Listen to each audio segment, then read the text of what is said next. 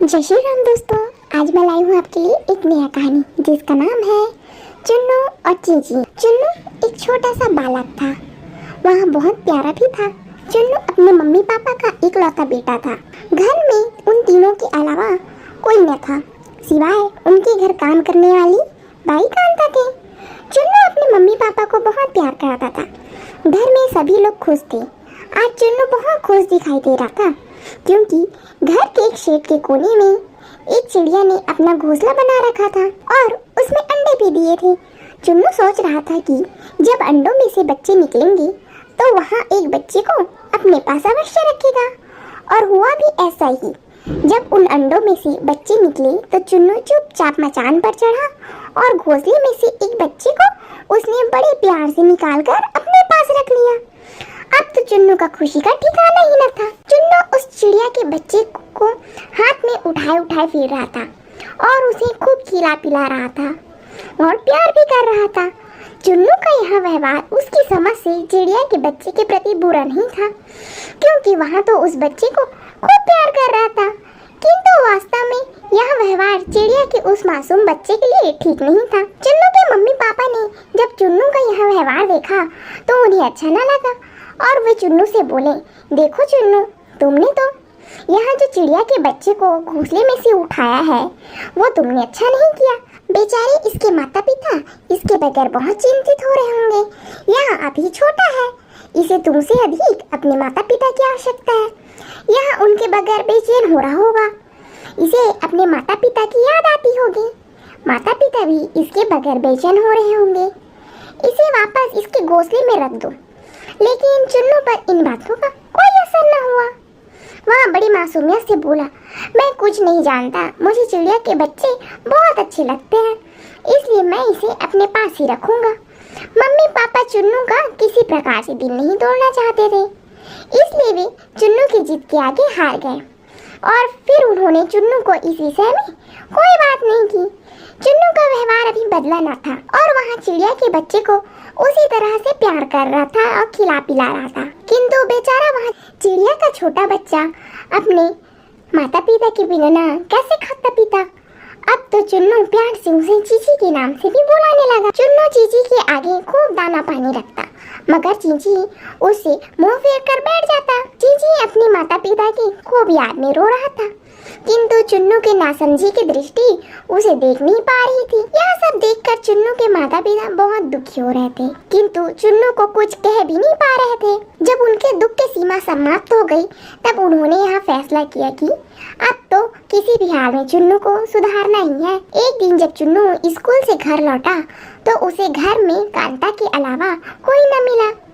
जब चुन्नू ने कांता से पूछा कि मम्मी कहाँ गई, तो कांता बोली, साहब और मेम साहब को किसी काम से बाहर जाना पड़ गया है, अब वे कल ही लौटेंगे।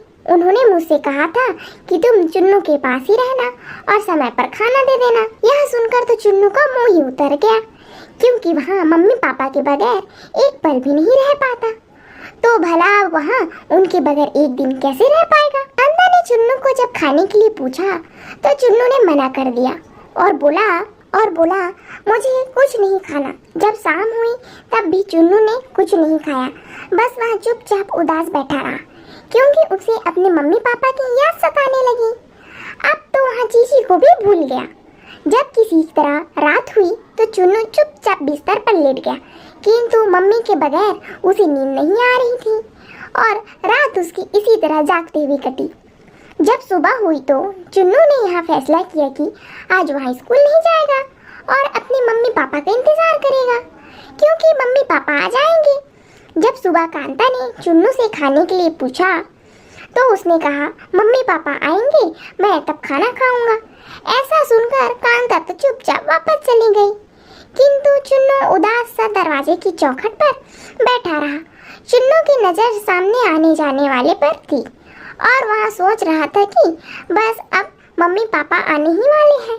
चुन्नू को बैठे बैठे इसी तरह शाम हो गई, किंतु मम्मी पापा अभी भी घर नहीं आए। अब तो चुन्नू रोने लगा। जब कांता ने चुन्नू को बहलाने का प्रयत्न किया तो वह रोते हुए बोला, मुझे कुछ नहीं चाहिए, बस मुझे मेरे पापा चाहिए, मुझे मम्मी पापा की याद आ रही है। कांता तो घर के भीतर चली गई, किंतु चुन्नू चौखट पर ही बैठा रहा। चुन्नू अपने घुटनों के ऊपर सिर रखकर रोता रहा। क्योंकि वहाँ रात का जगा हुआ था, इसलिए उसे बैठे बैठे नींद आ गई। चुन्नू सो रहा था कि अचानक किसी ने उसके सिर पर हाथ रखा, तो वहाँ एकदम हड़बड़ा कर उठ गया। चुन्नू ने देखा कि उसके मम्मी पापा सामने खड़े हैं।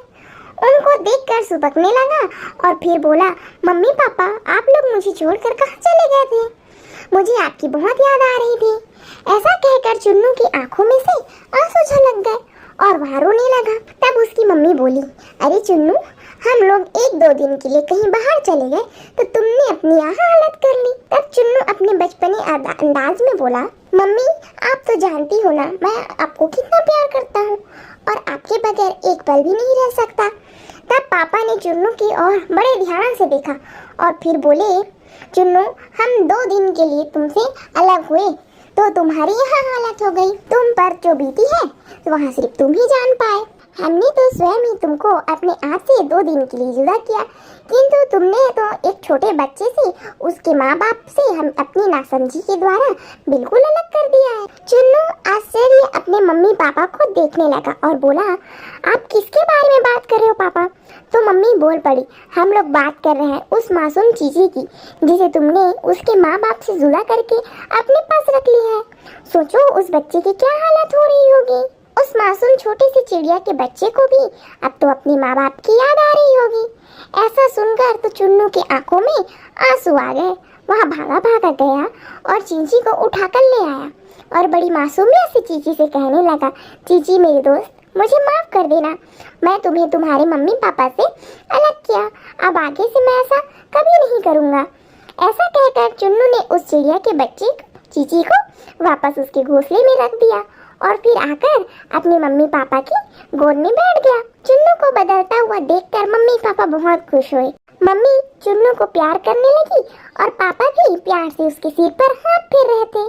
चुन्नू को भी काफी राहत मिली और अब वहाँ बहुत खुश था। कहानी पसंद आए तो वीडियो को लाइक, चैनल को सब्सक्राइब और प्यार प्यार कमेंट कर दीजिए।